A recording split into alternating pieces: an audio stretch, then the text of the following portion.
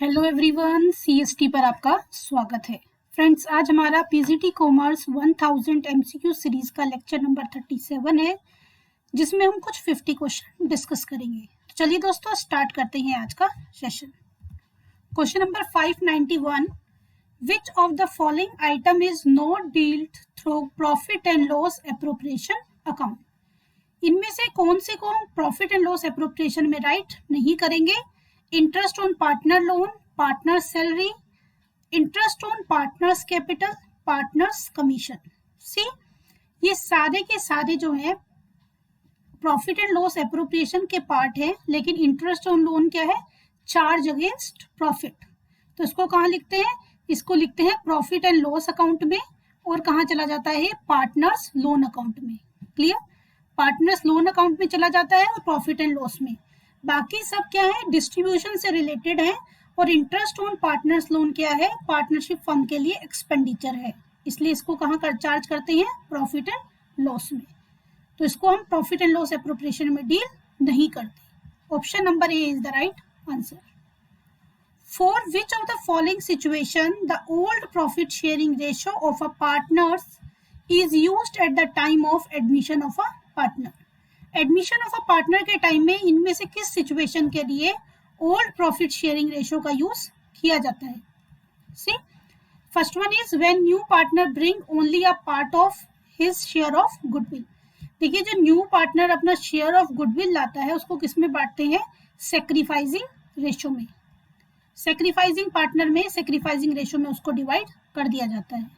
When new partner is not able to bring his share of goodwill, when at the time of admission goodwill already appeared in the balance sheet, when new partner bring his share of goodwill in cash। वो किसी भी form में लाया है, उसकी adjustment अगर करते हैं तो किस फॉर्म में करेंगे?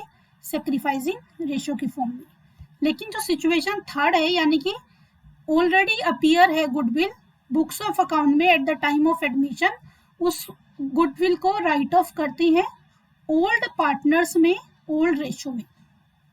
ओल्ड पार्टनर्स में ओल्ड रेशियो में किसको करते हैं? At the time of admission, जो बुक्स ऑफ अकाउंट में यानी कि बैलेंस शीट में जो गुडविल पहले से होती है उसको नए पार्टनर के एडमिशन से पहले ओल्ड पार्टनर में ओल्ड रेशियो में राइट ऑफ करते हैं। Means option number C is the right answer. Moving on the next question, reserve capital is not part of. Reserve capital इनमें से किसका हिस्सा नहीं है? रिजर्व कैपिटल क्या होता है? Reserve capital is the capital which is called up at the time of dissolution। वो कैपिटल, रिजर्व कैपिटल वो कैपिटल है जिसको कंपनी शटडाउन या डिसोल्यूशन के टाइम पे मांगती है, उसको क्या कहते हैं? Reserve capital. सपोज एक कंपनी का शेयर 10 रुपीज का है, इसमें से 8 रुपए कंपनी ने मांग लिए, 8 रुपीज कॉल्ड अप कर लिए और 2 रुपीज रिजर्व कैपिटल की तरह ट्रीट किया, यानी कि जब कंपनी को शटडाउन या वाइंड अप करना होगा तब ये कैपिटल जो है कॉल्ड अप की जाएगी। क्लियर है? तो ये था रिजर्व। अब इनमें से किसका पार्ट नहीं है? ऑथोराइज कैपिटल का पार्ट है reserve capital, yes. Subscribe capital का पार्ट है, यस। इशूड कैपिटल का पार्ट है, यस। अनसब्सक्राइब का पार्ट है, नो। क्योंकि ऑथोराइज कैपिटल, अब मीनिंग समझ लीजिए, आप खुद समझ जाएंगे। ऑथोराइज कैपिटल वो कैपिटल होती है जो कि एक कंपनी जिस कैपिटल से रजिस्टर्ड होती है, यानी कि वो अपने लाइफ टाइम में इतनी कैपिटल इशू कर सकती है, चाहे वो की सारी एक साथ कर दे या फिर उसको पार्ट में करें। ठीक है? ये फिक्स कैपिटल होती है, इसको चेंज भी कराया जा सकता है। ऐसा नहीं है कि एक स्पेसिफिक कैपिटल के साथ कंपनी रजिस्टर्ड होगी तो उसको फ्यूचर में कभी चेंज नहीं करा पाएगी। कंपनी अपनी कैपिटल को बढ़ा सकती है अप्लाई करके, और जो भी रिस्पेक्टिव फीस होती है उस कंसर्न में उसको पे ऑफ करके। सब्सक्राइब कैपिटल वो कैपिटल है, इशू कैपिटल का वो पार्ट है, वो हिस्सा है जिसको लोगों ने सब्सक्राइब कर लिया है, इन्वेस्टर्स ने सब्सक्राइब कर लिया है। इशूड कैपिटल ऑथोराइज कैपिटल का वो पार्ट है जिसको क्या कर लिया गया है? इशू। सपोज 1000 शेयर्स हैं, उसमें से इशू किए 950 शेयर्स और लोगों ने उसमें से सब्सक्राइब किए 900। ठीक है ना? तो 50 तो सब्सक्राइब ही नहीं किए। जो सब्सक्राइब नहीं किए वहां पे रिजर्व कैपिटल का कॉन्सेप्ट नहीं आएगा, यानी कि option number C is the right answer. Moving on the next question, question number 594, sports star charitable club has income of 16,000 and deficit debited to capital fund is 4,300 for the year 1920, then capital expenditure of 1920 is, तो then expenditure of the 1920 is, तो 1920 का expenditure क्या होगा? Income थी 16,000, capital जो deficit है, जो capital fund में डेबिटेड हो रखा है, वो है 4,300. डेफिसिट का मतलब है excess of expenditure over income, यानी कि एक्सपेंडिचर क्या है? Income plus deficit. 16,000 plus 4,300 means 20,300. Option number C is the right answer. Moving on the next question, question number 595. In which category does management fall? इनमें से management किस category में आएगा? Well established profession, semi profession, emerging profession, marginal profession. Management comes under emerging profession. Option number C is the right answer. Moving on the next question, question number 596. A company forfeited 4,000 shares of 10 each on which application money 3 has been paid. 4,000 share forfeited किए गए हैं, एक share 10 का है और receive कितना हुआ है? सिर्फ ₹3 on application. Out of this 2,000 shares were reissue as fully paid up and 4,000 has been transfer to capital reserve. जो 4,000 फॉरफिटेड किए गए थे उसमें से 2,000 री इशू किए गए हैं फुली पेड अप पे, और बचा हुआ बैलेंस जो है 4,000 जो है कैपिटल रिजर्व में ट्रांसफर किया गया है. तो आपको बताना है calculate the rate at which the shares री इशू. किस रेट पर शेयर री इशू किए गए हैं? सी 4,000 शेयर से एक शेयर पे ₹3 मिले हैं, यानी कि टोटल जो फॉरफिटेड अकाउंट में बैलेंस है वो कितना हो गया? 12,000. 4,000 में से 2,000 री इशू किए, यानी कि आधे शेयर री इशू किए हैं, तो 2,000 शेयर्स का फोर फीचर कितना हो जाएगा? हाफ, यानी कि 6,000. क्लियर? अब देखिए 6,000 में से 4,000 जो है कैपिटल रिजर्व में ट्रांसफर कर दिया गया. इसका मतलब 4,000 यूज नहीं किया री इशू में. कितना यूज किया री इशू में? 2,000. 2,000 री इशू में यूज किया है. 2,000 शेयर है, यहाँ से देख लीजिए पर शेयर कितना यूज हो गया? 2,000 शेयर हैं और री इशू में 2,000 यूज किया गया है. 2,000 डिवाइडेड बाय 2,000 ₹1. री इशू में सिर्फ ₹1 फॉर फीचर से यूज किया गया है. ₹10 का शेयर है, ₹1 फॉर फीचर वाले अमाउंट से यूज किया गया, यानी कि री इशू कितने पे किया है? ₹9 पर share. Option number B is the right answer. Clear? Moving on the next question, question number 597. On the basis of the following data, how much final payment will be made to a partner on firm's dissolution? Dissolution के time पे partners को कितना payment किया जाएगा? उसका जो credit balance है उसके कैपिटल अकाउंट में 50,000 है, लॉस ऑफ रियलाइजेशन है 10,000, liability taken over by him was ₹8,000. 50 उसका बैलेंस है, 10,000 लॉस ऑन रियलाइजेशन है और 8,000 जो उसने लायबिलिटी की रिस्पॉन्सिबिलिटी ली है वो है. तो कितना पे किया जाएगा? देखिए 50,000 बैलेंस था, उसमें से लॉस लेस होगा 40,000 और जो उसने लायबिलिटी ली है वो भी कंपनी उसको पे करेगी. तो कितना पे करेगी? 40,000 प्लस 8,000 यानी कि 48,000. Option number B is the right answer. Clear? Moving on the next question. थोड़ा सा स्पीड में चल रही हूँ क्योंकि 50 क्वेश्चन है, ज्यादा स्लो चलूंगी तो बहुत लंबा लेक्चर हो जाएगा. Question number 598.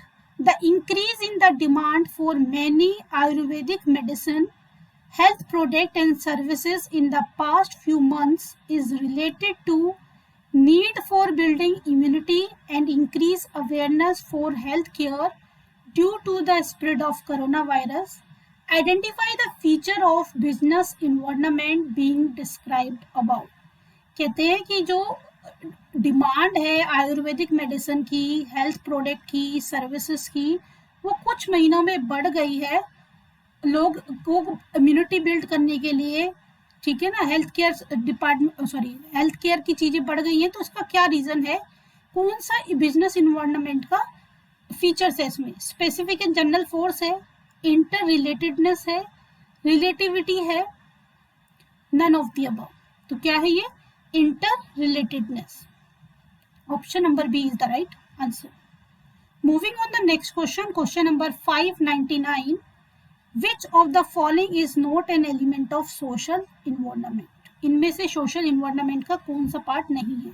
आप प्रीवियस ईयर भी देखोगे तो आपको इन्वायरमेंटल, बिजनेस इन्वायरमेंट के ऊपर एक क्वेश्चन जरूर मिल जाता है, तो आपको बिजनेस इन्वायरमेंट का अच्छे से पढ़ लेना है। Birth and death rate, constitution of country, population shift, life expectancy. तो कौन सा नहीं है? बर्थ एंड डेथ सोशल है, कॉन्स्टिट्यूशन सोशल नहीं है, पॉपुलेशन शिफ्ट सोशल है, लाइफ एक्सपेक्टेंसी भी क्या है? सोशल है। तो यहाँ पे क्या आंसर आ जाएगा?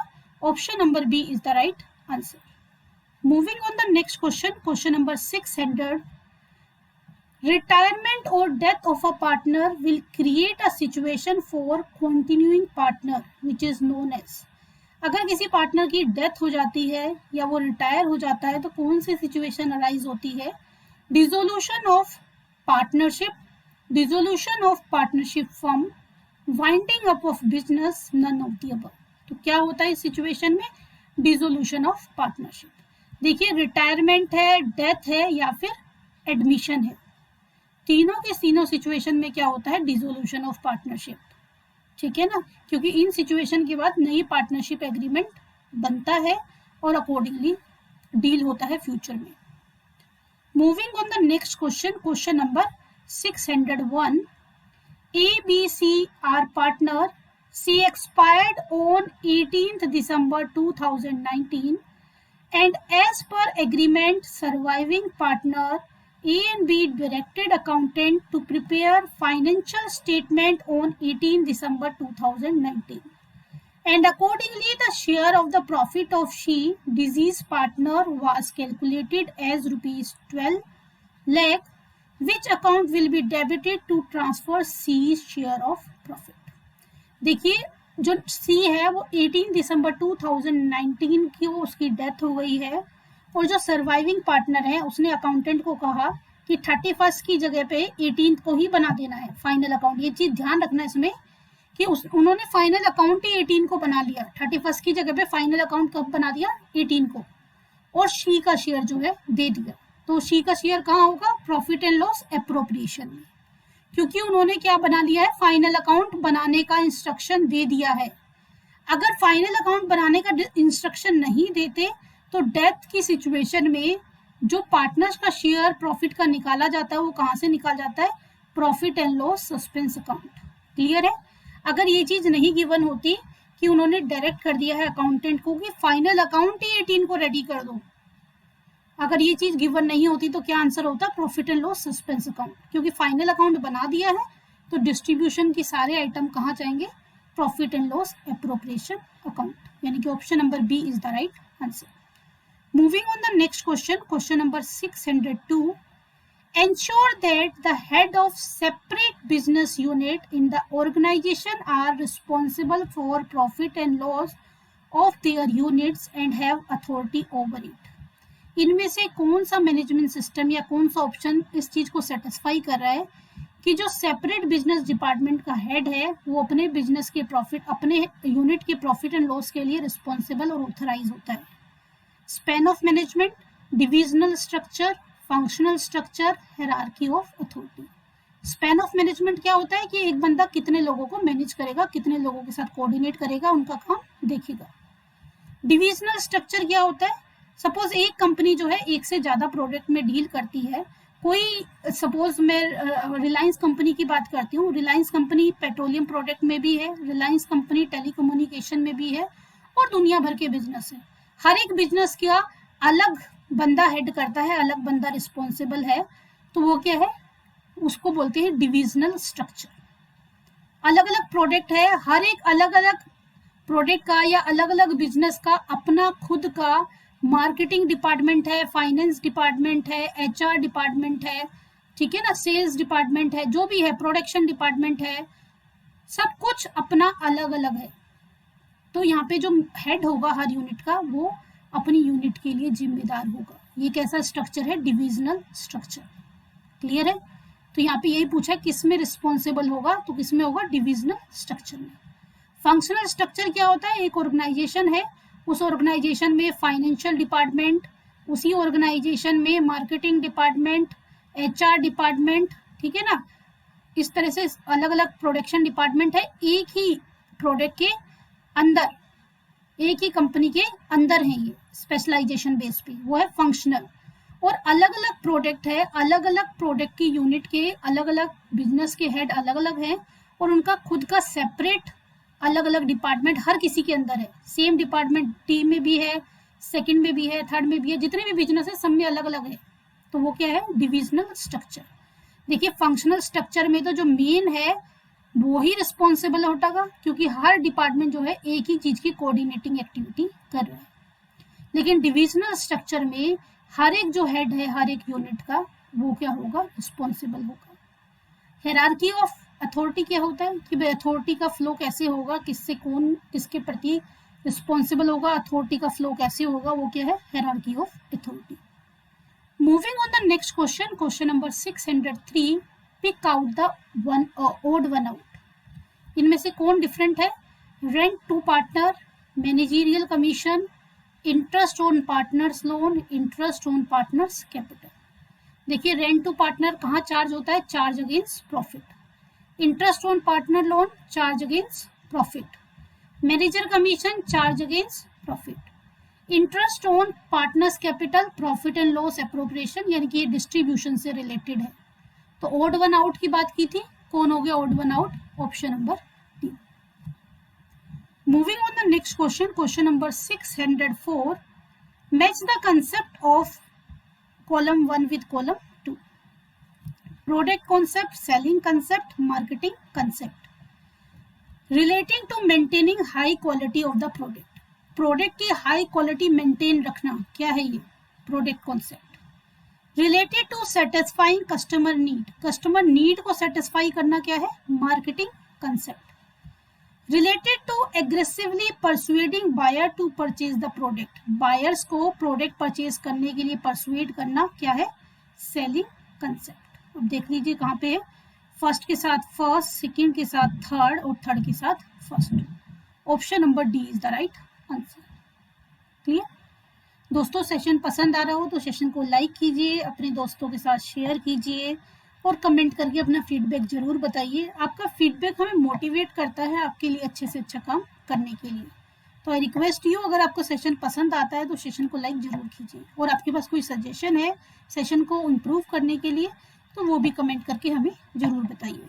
Moving on the next question, question number 605, domestic currency tends to depreciate owing to. Domestic currency depreciate कब होती है, उसकी वैल्यू कब कम होती है? कांस्टेंट इन्फ्लेशन रेट, जब इन्फ्लेशन रेट कांस्टेंट रहती है, फिक्स रहती है। Lowering of inflation rate, inflation rate less होती है, लो होती है। High inflation rate, all of the above. देखिए डेप्रिसिएशन तब होगा जब इन्फ्लेशन रेट क्या होगी? हाई होगी। क्यों?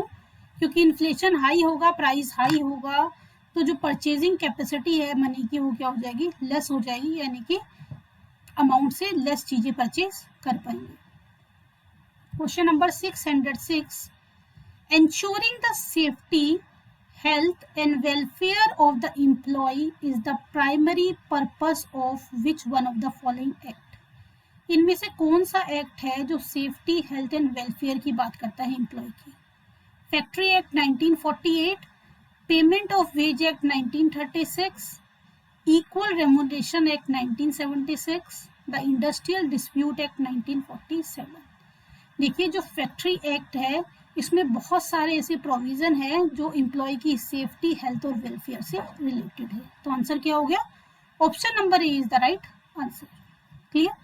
Moving on the next question, question number 607, consider the following characteristics, high risk high return opportunity, small and medium size enterprises, private equity stake in startups, investment fund.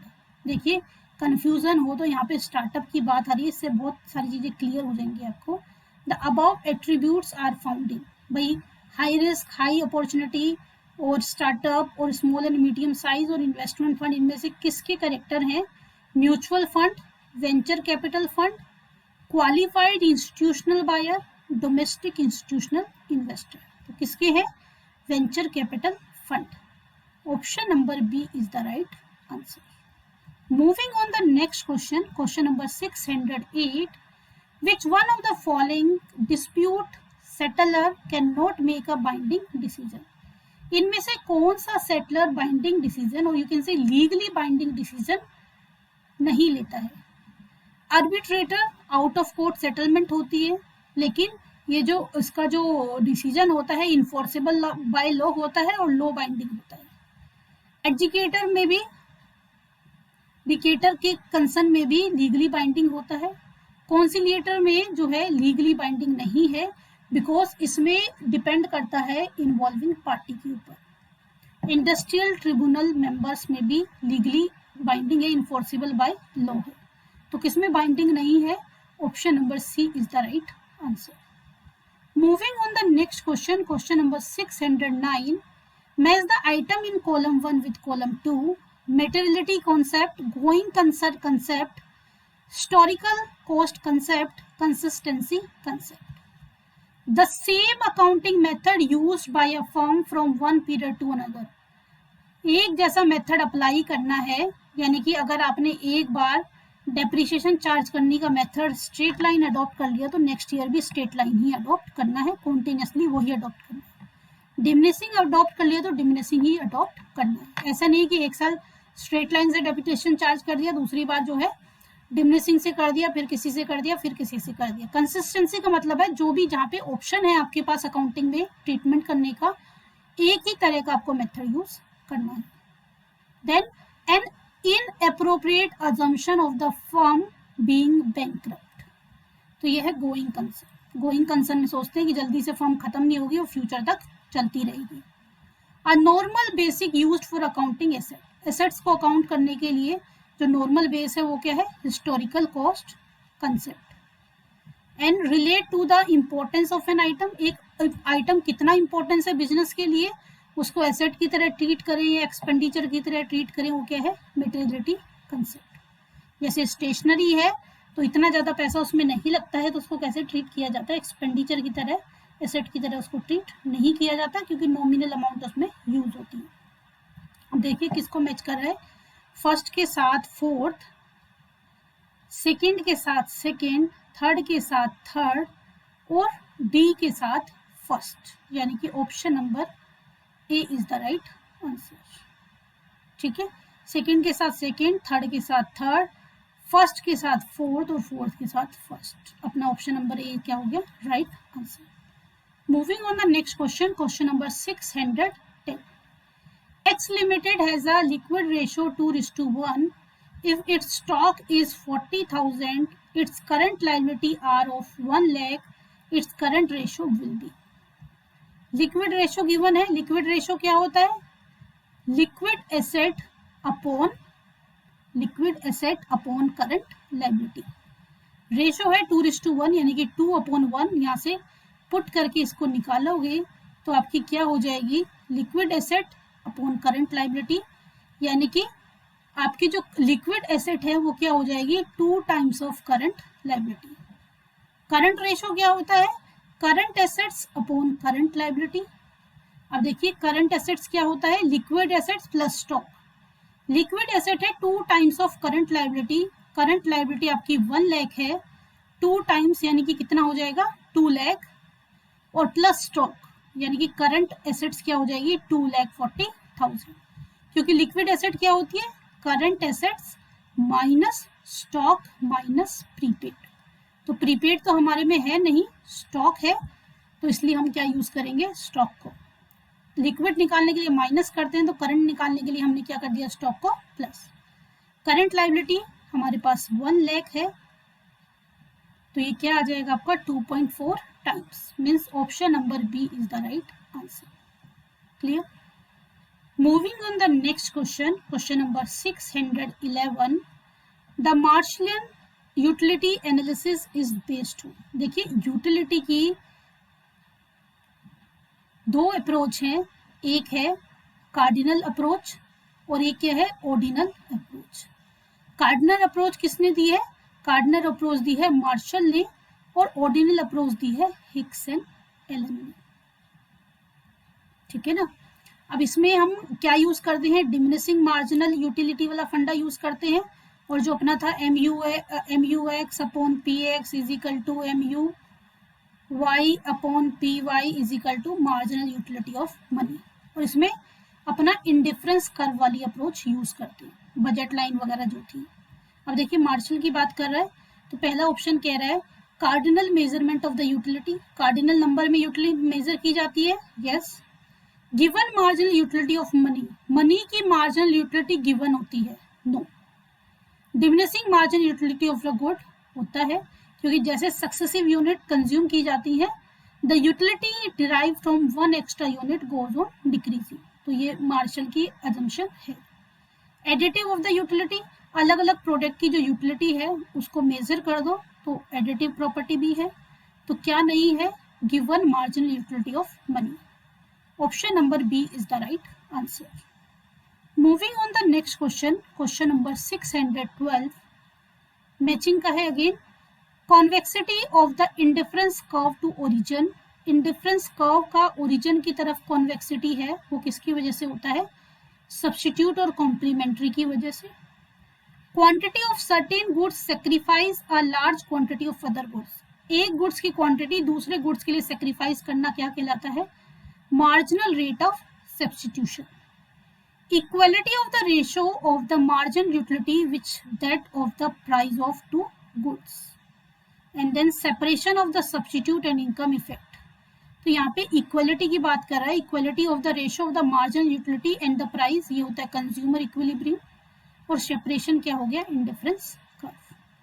First के साथ third दो में है, second के साथ fourth, first के साथ third, second के साथ फोर्थ, थर्ड के साथ सेकंड, और फोर्थ के साथ फर्स्ट, यानी कि क्या आंसर आ रहा है अपना, option number B is the right answer. Moving on the next question, question number 613, matching है अगेन। सब्स्टिट्यूट गुड्स की जो क्रॉस इलास्टिसिटी है वो पॉजिटिव होती है, कॉम्प्लीमेंट्री गुड्स की क्रॉस इलास्टिसिटी नेगेटिव होती है। गिवन गुड्स की जो इलास्टिसिटी है प्राइस की वो पॉजिटिव होती है। हाई इनकम ग्रुप की जो प्राइस इलास्टिसिटी है वो क्या होती है, लो। तो सब्स्टिट्यूट गुड्स यानी कि फर्स्ट के साथ थर्ड, सेकंड के साथ फर्स्ट के साथ थर्ड, सेकंड के साथ फर्स्ट, थर्ड के साथ फोर्थ, और फोर्थ के साथ सेकंड, यानी कि 613 का क्या आंसर आ गया, option number B is the right answer. Moving on the next question, question number 614, which of the following is not a part of finance cost in the statement of profit and loss? Finance cost क्या होती है, finance cost होती है जो shares होते हैं, shares के ऊपर जो डिविडेंड दिया जाता है वो फाइनेंस कॉस्ट है। डिबेंचर्स और लोन के ऊपर, बॉन्ड्स के ऊपर जो इंटरेस्ट पे किया जाता है वो क्या है, फाइनेंशियल कॉस्ट है। रेंट और जो भी इन्वेस्टमेंट के ऊपर कुछ भी इनकम रिसीव्ड होती है, रेंट रिसीव्ड, इंटरेस्ट रिसीव्ड, जो भी इन्वेस्टमेंट पे इनकम रिसीव्ड हो रही है वो सारा किस में आता है, फाइनेंस में। और लेकिन अगर हम कॉस्ट की बात कर सॉरी ये तो इन्वेस्टिंग हो गया, फाइनेंस में क्या आता है, फाइनेंस में आता है डिविडेंड पे करना और डिबेंचर, लोन और बॉन्ड पर इंटरेस्ट पे करना, issue of share, redemption of debentures, buyback of shares, payment of loan, ये सब फाइनेंशियल एक्टिविटीज के अंदर आता है। और कॉस्ट क्या है, इनके ऊपर जो पेमेंट की जाती है, यानी कि शेयर के ऊपर डिविडेंड और डेप्ट, लोन और बॉन्ड के ऊपर जो इंटरेस्ट पे किया जाता है वो क्या है, फाइनेंस कॉस्ट। अब देखते हैं, बैंक चार्जेस फाइनेंशियल कॉस्ट है, no. Interest paid on debenture, yes. Interest paid on public deposit, loss on issue of debenture, this is also the financial cost. ठीक है, तो यहाँ पे आंसर क्या हो गया, option number A is the right answer. Option question number 615, which of the following is not an investing cash flow, इसमें से इन्वेस्टिंग कैश फ्लो कौन सा नहीं है। और मैं नीचे ध्यान चला गया था इसलिए मैंने रेंट रिसीव यहाँ पे लिख दिया था। सी फाइनेंसिंग क्लियर है। फाइनेंसिंग में क्या आता है, फाइनेंसिंग एक्टिविटी में dividend paid, interest paid, issue of shares, issue of debentures, redemption of debentures, payment of loan, loan taken, buyback of shares, ये सब का आता है फाइनेंसिंग में। और आपका इन्वेस्टिंग में क्या आता है, इन्वेस्टिंग में अपना आ जाता है purchase and sales of assets, investing में आएगा purchase and sales of fix assets, ठीक है। Investment, purchase and sales of investment, कहीं पे आपने इन्वेस्ट किया है, किसी के शेयर खरीदे हैं, डिवेंचर खरीदे हैं, बॉन्ड खरीदे हैं। और यहाँ पे इनकम रिसीव्ड ऑन इन्वेस्टमेंट, ठीक है ना। रेंट रिसीव, आपने कोई बिल्डिंग खरीदी है उसके ऊपर रेंट मिल रहा है, इंटरेस्ट मिल रहा है जो आपने इन्वेस्टमेंट की हुई है उसके ऊपर, किसी कंपनी के शेयर खरीदे हैं, डिविडेंड मिल रहा है, तो वो सब कहाँ थे, इन्वेस्टिंग में। लेकिन ये सारी चीजें लॉन्ग टर्म होती है। तो अभी देखते हैं which of the following is not an investing cash flow. Purchase of marketable security 500, sale of land obviously है, सेल ऑफ शेयर्स इन्वेस्टिंग है, परचेज ऑफ इक्विपमेंट इन्वेस्टिंग। तो मार्केटेबल सिक्योरिटी शॉर्ट रन से रिलेटेड होती है, ये आपकी investing activity में नहीं है। Option number A is the right answer. Clear दोस्तों, सेशन पसंद आ रहा हो तो सेशन को लाइक कीजिए, अपने दोस्तों के साथ शेयर कीजिए और अपने फीडबैक हमारे साथ जरूर शेयर कीजिए कि आपको लेक्चर कैसा लगा। Moving on the next question, question number 616। The dash may indicate that the firm is experience stock out and loss sale। इनमें से कौन सी चीज से हमें पता चलता है स्टॉक आउट, स्टॉक खत्म हो गया है, या सेल लॉस्ट हो गई है, यानी कि हम अपने कस्टमर की नीड को फुलफिल नहीं कर पाए हैं। एवरेज पेमेंट पीरियड से हमें पता चलता है कि अगर हम क्रेडिट सेल करते हैं तो कितने टाइम में पैसा मिलता है, सॉरी अगर हम क्रेडिट परचेज करते हैं तो कितने टाइम में पेमेंट करते हैं। कलेक्शन पीरियड, सेल का पैसा कितने दिनों में मिलता है। Quick ratio, short term solvency से रिलेटेड है। तो स्टॉक आउट से रिलेटेड कौन है, इन्वेंट्री टर्नओवर रेशो, यानी कि option number B is the right answer. Moving on the next question, question number 617। Current ratio of Vidur private limited is 3:2। Accountant want to maintain it at 2:1। Following option are available. अगर 3:2 से जो ratio है current ratio उसको 2:1 करना है तो कौन सा ऑप्शन यूज किया जाएगा। He can repay bills payable. अब करंट रेशो की बात हो रही है, करंट रेशो क्या होता है, current assets upon current liabilities. अब यहाँ पे अगर बिल रिपे हो रहा है तो कैश माइनस और बीपी माइनस, यानी कि एसेट भी माइनस और लायबिलिटी भी minus. Can purchase goods on credit, goods on credit खरीद रहे तो स्टॉक प्लस और क्रेडिटर प्लस, यानी कि करंट एसेट्स में प्लस और करंट लायबिलिटी में भी plus. He can take short term loan, short term loan लेगा तो कैश प्लस और फिर दूसरा शॉर्ट टर्म लायबिलिटी प्लस, यानी कि करंट लायबिलिटी प्लस। तो कौन सा ऑप्शन हुआ जिससे आप रिड्यूस कर पाओगे, कम कर पाओगे, he can repay bills payable. Only one is correct. Option number A is the right answer. Clear? Moving on the next question, question number 618. Which of the following is not a reason for failure of new product? इनमें से new product के failure का reason कौन सा नहीं है। Good idea but over estimating market size. Idea good है लेकिन मार्केट साइज ओवर एस्टिमेट कर लिया, यानी कि इतना डिमांड नहीं थी जितनी एस्टिमेट कर ली गई है। Correctly positioning new product, not promoting effectively and over price. Positioning तो सही की थी लेकिन उसको अच्छे से प्रमोट नहीं कर पाया और प्राइस ज्यादा रखा। Development cost are lower than equal. देखो कोई चीज की कॉस्ट अगर लोअर होती है तो उसके फेलियर पे उसका फर्क नहीं पड़ता। Competitor fight back harder than expected, this is the reason. आप जब पॉलिसी बनाते हो तो अपने कॉम्पिटिटर को सोच के बनाते हो कि हम ये करेंगे तो कॉम्पिटिटर क्या करेगा, लेकिन कॉम्पिटिटर आपकी एक्सपेक्टेशन से ज़्यादा अच्छा रिस्पॉन्स दे जाता है तो आपका प्रोडक्ट क्या है, आपकी जो स्ट्रेटजी है वो फेल हो जाती है। Option number D is the right answer. Question number 619, when the consumer favor those products which offer the most quality, performance or innovative feature, then it is called. अगर कस्टमर ऐसे product को पसंद करता है, ऐसे ऑफर को पसंद करता है जिसमें प्रोडक्ट की क्वालिटी हाई है, परफॉर्मेंस अच्छी है, इनोवेटिव प्रोडक्ट है, तो कौन सा कंसेप्ट है?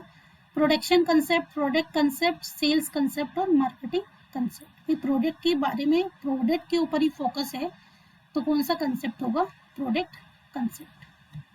Moving on the next question, question number 620, the term capital structure implies. जब भी हम कैपिटल स्ट्रक्चर की बात करते हैं तो हम शेयर कैपिटल की बात करते हैं, हम बात करते हैं रिजर्व एंड सरप्लस की, हम बात करते हैं लॉन्ग टर्म डेप्ट की।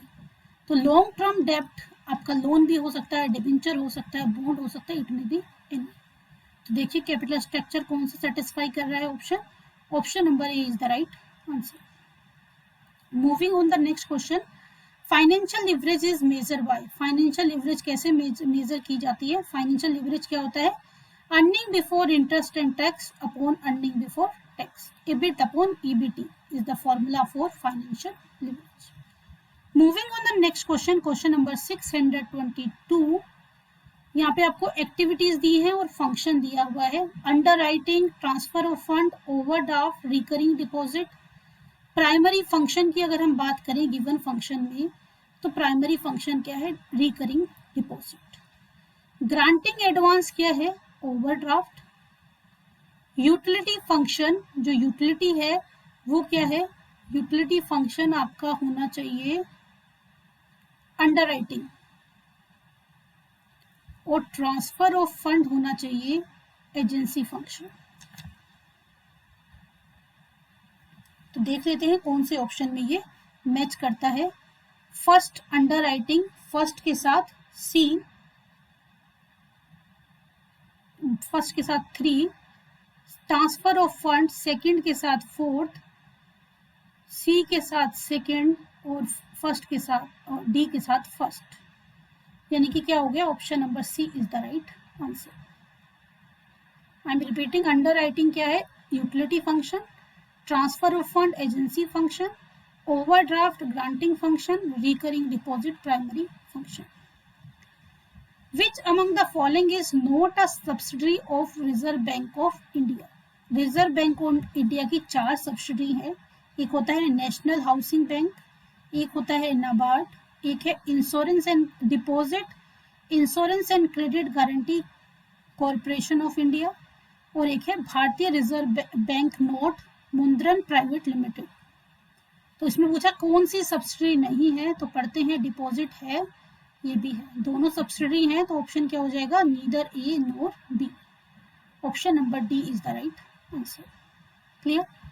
Moving on the next question, question number 624, which among the following is not associated with NABARD. ये जो सारी दी हुई है नाबार्ड की फाइनेंसिंग स्कीम है, चारों की चार, तो इसने नॉट एसोसिएटेड बोला है, इसका आंसर होगा नन ऑफ द अबव। चारों की चारों ये नाबार्ड की फाइनेंसिंग स्कीम है। Which one of the following is not the feature of business processing outsourcing? इनमें से कौन सा बिजनेस सोर्सिंग BPO का फीचर नहीं है? It enable executive to concentrate on strategy है, it improve process and save money, it decrease organization capabilities। ये increase नहीं डिक्रीज नहीं करता, क्या करता है? कैपेबिलिटीज को इंक्रीज। तो नोट पूछा है, option number C is the right answer. Moving on the next question, question number 626, the major outcome of Bretton Woods Conference। जो ब्रिटन वुड कॉन्फ्रेंस है वो जुलाई 1 से लेके आई थिंक 20 जुलाई तक 1944 में हुई थी, और इसके जो आउटकम थे वो थे IMF एंड IBRD। ठीक है, तो ये 1944 में हुई थी और इनका जो वर्किंग है एस्टेब्लिश होने के बाद 1945 से स्टार्ट हो गया था। Clear? Which of the following is an important activity of world bank borrowing? इनमें से कौन सी वर्ल्ड बैंक बोरोइंग की इम्पोर्टेंट एक्टिविटी है? It borrow in the international capital market, yes. It borrow on currency on swap agreement, it borrow under the discount net program. सारे के सारे feature world bank के हैं, एक्टिविटीज के हैं। Option number D is the right answer. International organisation के ऊपर भी एक क्वेश्चन होता है, तो उसको भी ध्यान से आप लोग पढ़ लेना, एक दो क्वेश्चन होते ही होते हैं। 628 which one of the following statement is false? IFC International Financial Corporation was established in July 1956, correct है। IFC encouraged the growth and development of public sector enterprises, wrong। IFC is affiliate of the World Bank, yes, इसको अपने finance भी मिलता है world bank से, तो affiliate है world bank में। IFC encourage the growth of productive private enterprises in member country, yes। तो नोट पूछा था, फॉल्स पूछा था, तो कौन सा फॉल्स है? Option number B is the right answer. Moving on the next question, question number 629। When a business is purchased, any amount paid in excess of total asset minus liability। अगर liability minus total assets minus liability के excess में कुछ payment की जाती है, that payment is called goodwill. Option number B is the right answer. कह रहा है when a business is purchase, जब कोई बिजनेस खरीदते हैं, any amount in excess of total asset minus liability के अलावा जो पे किया जाता है, वो किसके लिए पे किया जाता है? वो पे किया जाता है गुडविल के लिए। Moving on the next question, question number 630। Indicate the correct code regarding the source of fund for a fund flow statement for the following। Statement का आपको फॉर्मेट पता है, लेकिन कुछ ही आइटम आपको पता होने चाहिए कि सोर्स ऑफ फंड क्या है। अगर मैं सोर्स ऑफ फंड की बात करती हूँ, तो depreciation on fix asset source of fund है, क्योंकि ये बाहर नहीं जा रही है, अमाउंट कंपनी के पास ही रहती है। अमोर्टाइजेशन जो राइट ऑफ करते हैं, एक बार खर्चा कर दिया, धीरे धीरे उसको राइट ऑफ करते जा रहे हैं, source of fund. Loss on sale of fixed assets or investment, source of fund। Gift given, damage paid, etc. Appropriation of profits such as transfer to general reserve or specific reserve, source of fund है। Proposed dividend, source of fund है। Provision for taxation, source of fund है। तो अब देखिए कौन सा यहाँ पे नहीं है। Increase in working capital, decrease in working capital। Increase in working capital है application of fund। Decrease in working capital, source of fund। Writing of intangible fictitious assets, source of fund। Issuing equity share for acquisition of building, ये नहीं है source of fund। Charging depreciation on fixed asset, this is also source of fund। तो कौन सा हो गया? B, C और E। B, C, E, option number B is the right answer। Clear? Moving on the next question, question number 631। दोस्तों session पसंद आ रहा हो तो सेशन को लाइक कीजिए, अपने दोस्तों के साथ शेयर कीजिए, और आपके लिए क्वेश्चन यूजफुल रहे तो कमेंट करके अपना फीडबैक जरूर दीजिए। Question number 631। Which of the following statement are correct?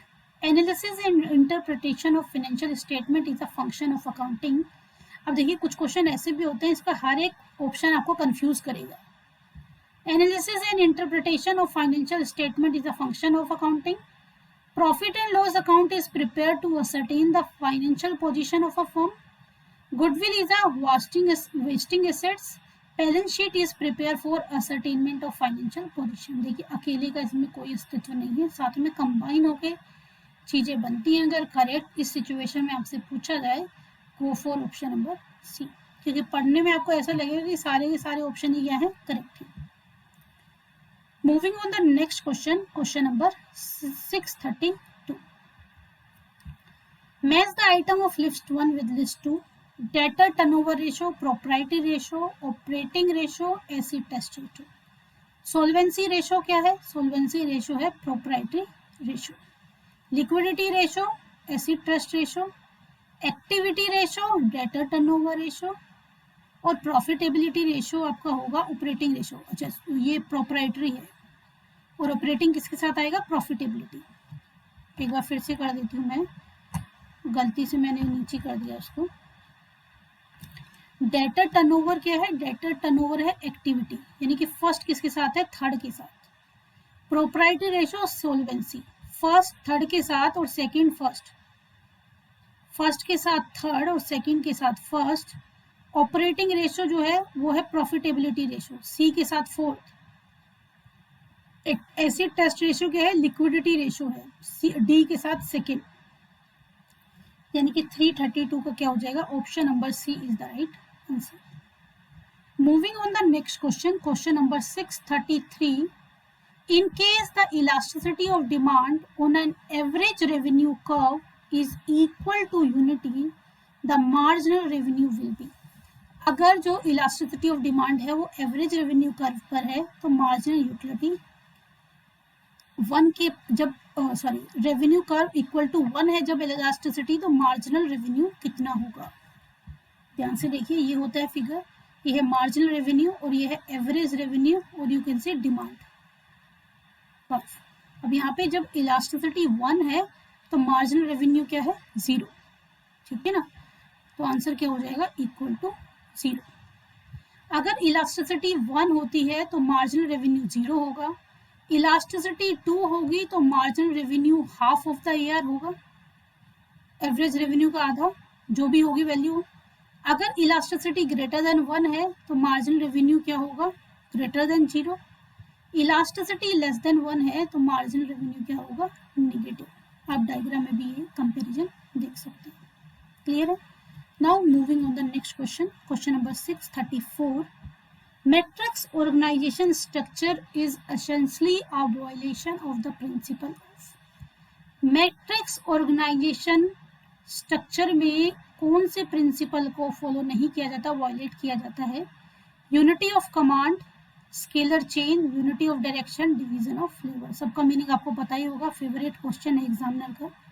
आपसे पूछा मैट्रिक्स ऑर्गेनाइजेशन में किसको वायलेशन की जाती है। मैट्रिक्स ऑर्गेनाइजेशन क्या होती है, मैं एक सिंपल से एग्जाम्पल से बताती हूँ। सपोज ये कॉलेज है, इस कॉलेज में बीटेक का डिपार्टमेंट अलग है, ठीक है, बीटेक की डिपार्टमेंट है, उसमें कंप्यूटर साइंस अलग, ठीक है, इलेक्ट्रॉनिक्स अलग, सिविल इंजीनियरिंग अलग, मैकेनिकल अलग, सब अलग अलग हैं। तो हर एक डिपार्टमेंट का अपना एक हेड है, एचओडी है, और इन सब का यानी कि जो बीटेक का डिपार्टमेंट है उसका एक मेन हेड है जिसको हेड ऑफ इंस्टीट्यूशन कहेंगे। बीटेक का इंस्टीट्यूशन है जिसमें हर एक अलग अलग ब्रांच के लिए अलग अलग एचओडी है। कंप्यूटर साइंस का एचओडी अलग, इलेक्ट्रॉनिक्स डिपार्टमेंट का एचओडी अलग, सिविल का अलग, मैकेनिकल का अलग, जो भी इलेक्ट्रिकल का अलग, जितने भी ब्रांच होती है, आईटी का अलग, सबके अलग अलग एचओडी हैं और पूरे इंस्टीट्यूट का एक हेड ऑफ इंस्टीट्यूशन है।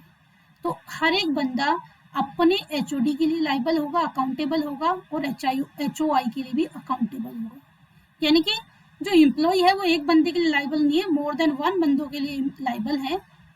और वो वीसी के लिए भी आगे अगर वीसी और बीच में और भी होते हैं, हर एक अपने कॉलेज का अलग स्ट्रक्चर होता है किसी का। तो मतलब इस तरह के स्ट्रक्चर में इसको मैट्रिक्स ऑर्गेनाइजेशन कहते हैं, जिसमें अलग अलग पार्ट होते हैं। तो वो अलग अलग पार्ट के लिए और अलग अलग पार्ट के लिए और मेन हेड के लिए भी रिस्पॉन्सिबल है। तो कौन सा फॉलो नहीं हो रहा है, यूनिटी ऑफ कमांड। उसको एक कमांड नहीं मिली, उसे कमांड देने वाले बहुत सारे लोग हैं। Option number A is the right answer. Question number 635। In the course of converting to a marketing-oriented company, a company faced with the following hurdle। अगर एक मार्केटिंग ओरिएंटेड कंपनी में कन्वर्ट कर रहे हो, course of converting to a market oriented company, तो कौन कौन से हर्डल होंगे। ऑर्गेनाइजेशनल रेसिस्टेंस होगा, लो लर्निंग होगी, फास्ट फॉरगेटिंग होगी, तीनों के तीनों होंगे। Option number D is the right answer. Moving on the next question, question number 636। मैं थोड़ा सा स्पीड से चल रही हूँ, 50 क्वेश्चन है, ज़्यादा डिटेल में नहीं कर रही हूँ। मेरी कोशिश है कि जो अपकमिंग पेपर है उससे पहले मैं 1000 सीरीज ख़त्म कर दूँ और कोई और रिवीजन सीरीज आप लोगों के लिए रिकॉल करने के लिए चीज़ों को स्टार्ट करूँ। Question number 636। Formula for net cash flow of a project is. इनमें से नेट कैश फ्लो के लिए कौन सा ऑप्शन करेक्ट होगा। Sales minus operating expenses minus interest minus tax. ये तो भाई प्रॉफिट निकाल रहे हैं, यहाँ पे कैश फ्लो की बात हो रही है। कैश माइनस ऑपरेटिंग एक्सपेंसेस, ये भी प्रॉफिट कैलकुलेट करने की सीरीज का एक पार्ट है। Net profit after tax plus depreciation, gross profit plus depreciation.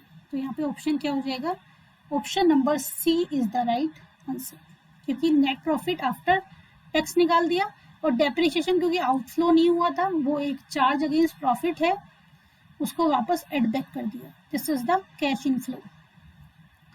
Identify the year in which different phases of bank nationalisation took place. कौन कौन से ईयर में हुआ? 1950, 1955, 1969, 1949, 1980। देखिए जो नेशनलाइज हुआ वो 1955 में हुआ। एसबीआई और उसकी सब्सिडीज जो थी वो नेशनलाइज हो गई थी।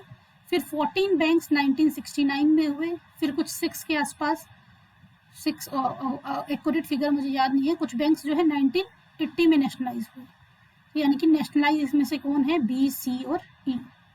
बी, सी, ई, यानी कि 637 का आंसर क्या हो जाएगा? Option number B. इसके साथ ही आप जो इसका अपडेट चल रहा है वो मैं पिछली वीडियोस में भी डिस्कस कर चुकी हूँ कि 2020 में कौन कौन से बैंक मर्ज हुए थे और 2021 में कौन कौन से बैंक के प्राइवेटाइजेशन का बात चल रही है, वो आपको लर्न करके जाने हैं। मैंने पीछे आपको कराए हुए हैं ये, आप मुझे वीडियो पे कमेंट करके बताएंगे कि कौन से ऐसे बैंक है जो 2020 में मर्ज हुए हैं और 2021 में कौन कौन से बैंक है जिनकी प्राइवेटाइजेशन का प्रोसेस स्टार्ट होने वाला है।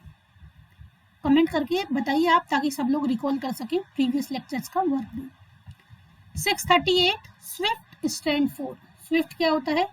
Social society for world wide inter bank financial telecommunication. Option number C is the right answer. Select the technique of monetary control adopted by RBI from the following. RBI की monetary, देखिए दो तरह की techniques होती है, एक होती है मॉनेटरी और एक होती है फिस्कल। मॉनेटरी कौन अपनाता है? मॉनेटरी अपनाता है आरबीआई। और फिस्कल किसकी पॉलिसी होती है? फिस्कल होती है गवर्नमेंट की। जो आरबीआई की पॉलिसी है उसमें क्या क्या आता है? Cash reserve ratio, CRR, statutory liquidity ratio, bank rate, repo rate, reverse repo rate, reverse repo rate, open market operation, और बहुत सारी इसी तरह से क्वांटिटिव और क्वालिटेटिव होते हैं। तो आपको यहाँ से ऑप्शन से बताने हैं कि कौन कौन से हैं।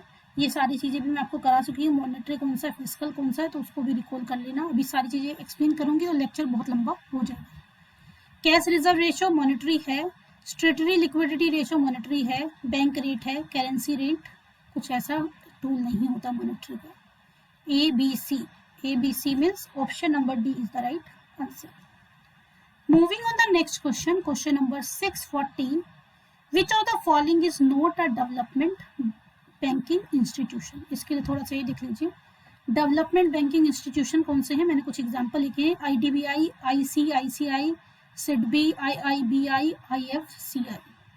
स्पेशलाइज्ड फाइनेंशियल इंस्टीट्यूशन कौन से हैं? एक्सिम बैंक, TCTC, RTC, ये शायद मैंने गलत लिख दिया है, इसको एक बार चेक करना पड़ेगा, ICICI वेंचर, TFCI, IDFC।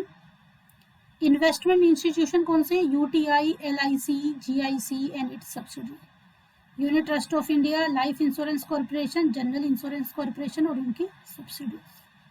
अब आपसे पूछा डेवलपमेंट बैंक कौन सा है? नहीं है, sorry, not a development banking institute. IDBI है, IFCI है, ICICI है, तो कौन नहीं है? EXIM bank.